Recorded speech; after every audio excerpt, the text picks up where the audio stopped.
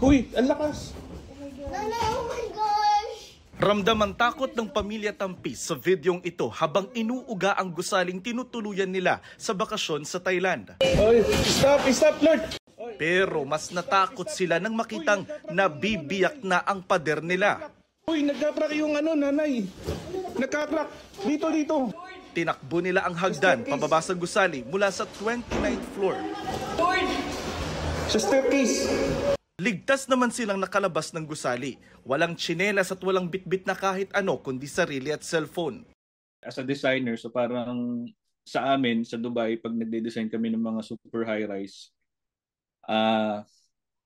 yung staircase talaga is yun yung pinaka-solid na component ng isang super high-rise. So kung anong mangyari, dapat doon ka pupunta. So nung nakita ko na nagka-crack na rin pati yung stairway wall, parang lalo kami natakot.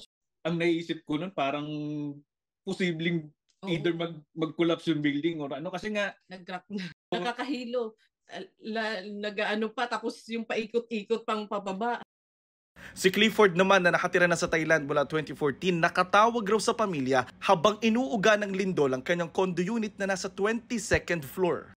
Sabi ko talaga, end ko na to. End na. So nag-thank you Lord ako, and then I was calling na yung pinsan ko to tell my mom and dad na thank you. Ganun.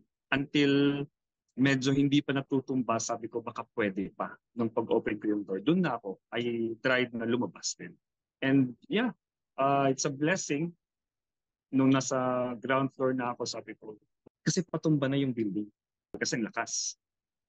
Nag-slide na ako sa floor. Pero naglakas loob siyang lumabas at bumaba sa hagdan. Doon na niya nakita ang ibang nagsilikas na residente. Nasa gitnang Myanmar ang epicenter ng magnitude 7.7 na lindol kahapon. Pero naramdaman ito sa mga katabing bansa gaya ng Thailand. Sabi ng ambassador natin sa Thailand, walang Pilipinong naiulat na nasaktan at nasawi kasunod ng malakas na lindol. Pinabulaanan niya ang kumakalat na impormasyon na may 10 Pinoy na namatay sa lindol doon. I'm denying that there are 10 Filipinos who perished. No, absolutely that's not true. May isang nagpatulong lang daw mula sa Pinas para mahanap ang anak na nasa Bangkok para sa isang meeting. Napagtagpo na namin sila, nahanap na namin. Nag-alala lang yung nanay dyan sa Manila. No need to worry, and we thank God for that because again we have not received any call for help, any call for assistance, any report of a member of the Filipino community being affected negatively by this event. Sa Myanmar na may 600 na Pilipino, walang naiulat na casualty ang ating embahada. May na nandun sa kanilang anti-trafficking shelter, Myanmarese authorities.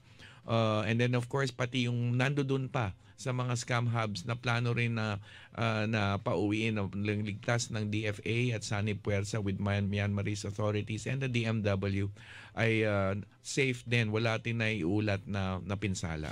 Para sa GMA Integrated News, Jonathan Andal, nakatutok 24 oras. Stop, Lord.